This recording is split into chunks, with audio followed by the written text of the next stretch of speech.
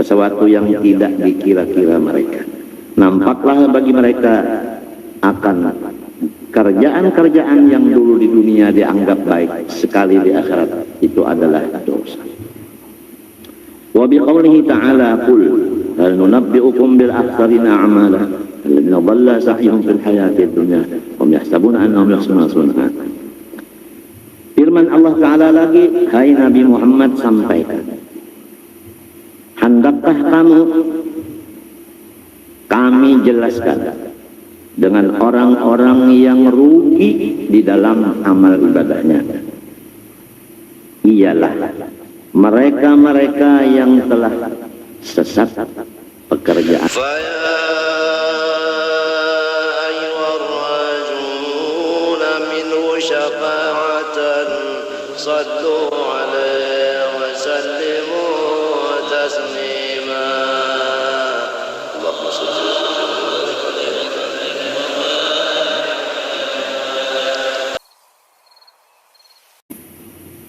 Oleh sebab itu, almarhum Guru Haji Seman Mulia berkata kepada muridnya pada pengajian hari Sabtu pagi, bahasa Banjar, galok-galok ingatakan jangan bapingkut disuruh bantuan guru. Jadi kita ini jangan berharap kepada makhluk, yang kita harap Allah. Jangan kita berpegang kepada makhluk, yang kita pegang Allah. Dalam sifat 20 udah kita baca, kita dengar bersama-sama. Tinggal lagi taufik mudah-mudahan. Allah Subhanahu wa taala bersifat qiyamuhu binafsihi. Artinya kaya. Dalil innallaha la ghaniyun 'anil 'alamin. Lalu sugianya bagi mukmin mu'taqid bahwa hendaklah ia mengharap akan Allah Subhanahu wa taala di dalam setiap hal ehwalnya. Jadi jangan mengharap murid, jangan mengharap guru. Guru mengharap Allah, murid mengharap Allah, sama-sama.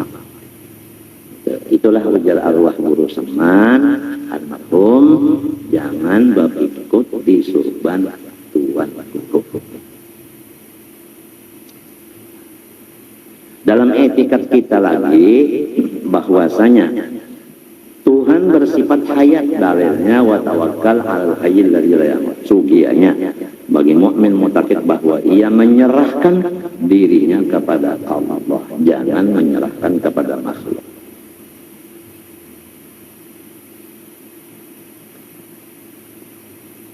Nomor 3, supaya mendapat keikhlasan wa tajarrudu lil akhirah, semata-mata mengharapkan akhirat, mengharap akhirat. Kalau akhirat itu dimiliki oleh Allah jelas. Tapi kalau dunia ini kadang-kadang kita itu merasa bahwa ini milik manusia. Padahal dua-duanya milik Allah. Kalau orang yakin bahwa dunia akhirat milik Allah, dia mengharap Allahnya.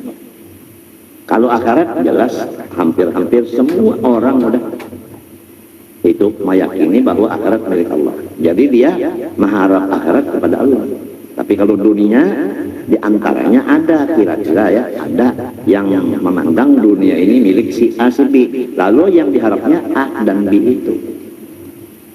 Tapi kalau dia udah yakin bahwa dunia akhirat milik Allah, dia mengharap Allahnya. Nah itulah maksud Guru Seman, jangan berpegang kepada surban tuan guru.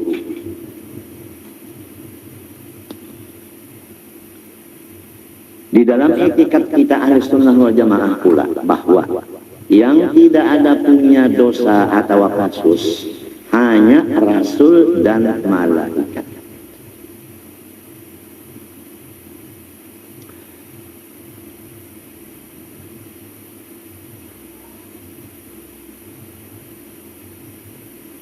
Maksud daripada semata-mata akhirat bihaitu yaghlibu dzalika 'alal qalbi. Sekira-kira lebih banyak akhirat itu di hatinya dari dunia ini.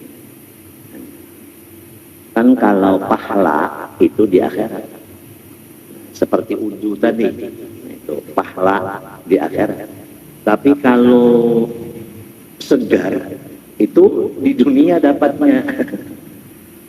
Jadi apabila orang diberi Allah Ta'ala langsung atau dia meminta lalu diberi, lebih akhirat di hati dari dunia. Kalau akhirat semata-mata dunia tidak ada masuk di hati kita, kita bukan malaikat. Kita bukan malaikat. Cuma kata-katanya ya banyak akhiratnya dari dunianya. Kalau hati begitu, ya tayassarul ikhlas. Seakan-akan ikhlas itu sangat mudah bagi orang yang begitu hatinya. Wa kam min a'malin yat'abul insan fiha wa yadhunnu annaha khalisatun liwajhillah wa yakunu fiha maghruran li'annahu la yara wajhal akhir fiha. Berapa banyak amal-amal ibadah yang capek manusia mengerjanya, dan dia menganggap bahwa itu semata-mata karena Allah, padahal dia tertipu. Karena apa? Karena dia belum melihat penyakit amal ibadahnya itu. Kama hukiya an ba'dihim annahu qadaitu salatan talatina sanatan shallaituha fil masjid fi shafil awal. Aku telah mengqadha salatku yang wajib 30 tahun. Kalau kita hitung sehari kan semalam 5 kali, setahun 360 kali 5 dikali 30, dikodok sholatnya 30 tahun itu. Yang aku sholatnya itu tidak pernah di lain dari masjid dan tidak pernah di shaf kedua. Semuanya 30 tahun di shaf pertama. Perkiraan aku ikhlas dengan bukti 30 tahun istiqomah. Tetapi li'anni ta'akhartu yawman li'udrin fasallaitu fi shaffi tsani faqtaratni khajalatun minan nas haitsu ra'awni fi shaffi tsani. Pada satu ketika aku karena ada odor sembahyang di masjid itu, kebetulan shaf pertama udah penuh, jadi aku di shaf yang kedua. Manakala terjadi itu, aku merasa malu karena ketahuan manusia bahwa aku obah dari yang dahulu. Malunya aku kepada manusia karena aku merasa obah menunjukkan bahwa gawianku yang dulu, kerja yang dulu 30 tahun itu adalah karena minta puji dengan manusia. Buktinya sesudah dirubah ke shaf kedua, malu dengan manusia. Di sini terbongkarnya. Shaf itu yang 30 tahun itu kepada aku wajib mengqadha. Tapi kalau kita kada wajib mengqadha, ini lain orangnya, ini lain derajatnya. Fa'aradtu anna nadharan nas ilayya fi shafil awwal kana masarrati wa sabab istirahi qalbi min haitsu la yashkur. Maka aku sudah yakin bahwa pandangan manusia kepada aku di shaf pertama 30 tahun itu menjadikan kesenangan hatiku, dan aku tidak sadar bahwa itu adalah karena manusia. Wa hadha daqiqun ghamid qallama taslamul a'mal min amthali wa qallaman yatanabbahu lahu. Bermula masalah seperti ini sangat halus dan sangat dalam. Jarang-jarang selamat ibadah-ibadah dari seumpama. Dan sedikit orang-orang yang sadar atas yang demikian. Illa man waqafahu Allah Ta'ala, kecuali orang yang ditolong oleh Allah. Jadi jalannya sebagaimana perkataan Guru Bangil, menadah, minta kepada Allah supaya diberi Allah Ta'ala taufik dan hidayah. Wal ghafilun anhu yarawna hasanatihim kullaha fil akhirah sayyi'ah. Adapun orang-orang yang melupakan tentang masalah keikhlasan dalam ibadah, nanti dia di akhirat jelas melihat dengan mata kepalanya bahwa semua ibadahnya itu dosa. Wa humul muradun bi qoulihi ta'ala, itulah yang dimaksud dengan firman Allah, wa badalahum minallahi ma lam yakunu yahtasibun wa badalahum sayyi'atu ma kasabu. Nampaklah bagi mereka dari Allah sesuatu yang tidak dikira-kira mereka. Nampaklah bagi mereka akan kerjaan-kerjaan yang dulu di dunia dianggap baik, sekali di akhirat itu adalah dosa. Wa biqaulihi ta'ala, qul hal nunabbi'ukum bil akhsarina a'mala alladziina dhalla sa'yuhum fil hayatid dunya wa hum yahsabuna annahum yuhsinuna sun'a. Firman Allah Ta'ala lagi, hai Nabi Muhammad, sampaikan, hendakkah kami jelaskan dengan orang-orang yang rugi di dalam amal ibadahnya.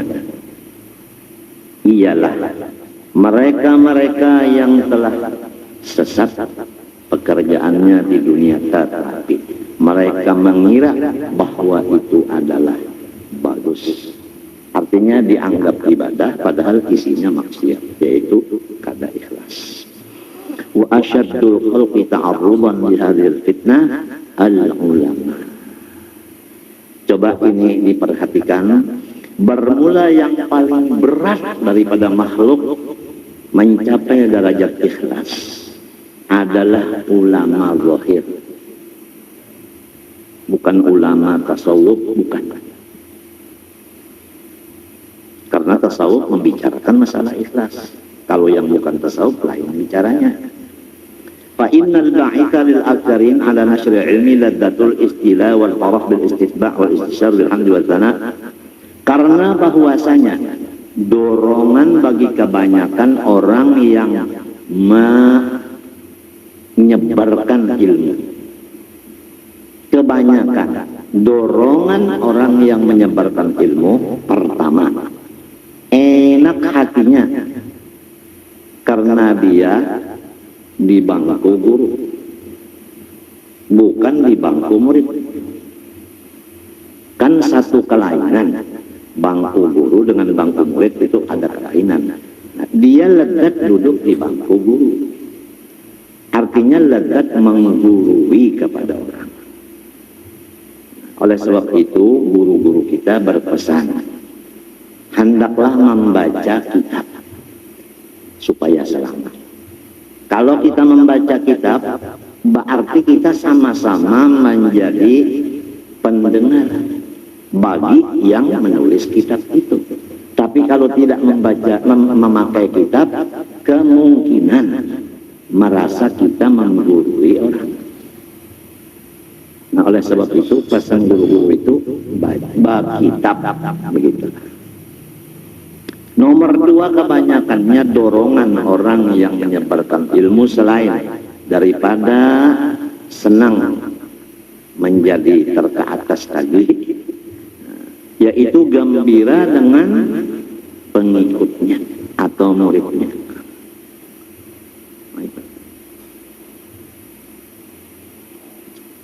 Yang ketiga, merasa terbuka lebar dadanya karena mendengar di mana-mana julukan-julukan orang, pujian-pujian orang. Itu ada tiga dorongan-dorongan orang mewantarkan ilmu-ilmu zahir. Wasyaitanu yulabbisu alaihim dzalik. Syaitan mendorong dan mendukung akan hati-hati orang itu atas pekerjaan yang tiga tadi. Pertama ladzat istilah, dua farah bil istibah, tiga istibsyar bil hamdi wa ta'ala. Wa yaqulu, syaitan lagi bisa membisik di pikiran. Gharabukum nashru dinillah. Wan nadulu an syar'i alladhi syara'ahu Rasulullah SAW. Ujarnya syaitan di pikiran. Kita lalu berpikir, aku mewantarkan agama Allah. Padahal perasaan itu dari suara setan. Aku mempertahankan syariat Allah yang dilaksanakan Rasulullah. Ada perasaan itu di hati. Mempertahankan agama itu ada di hati. Lalu bagaimana supaya selamat? Oleh sebab itu ujar guru kita, man dalladzi yashfa'u indahu illa bi'idznih. Kalau tidak diizini oleh guru, jangan berani. Jangan berani. Sebab guru sudah tahu. Kalau beliau menyuruh, beliau tanggung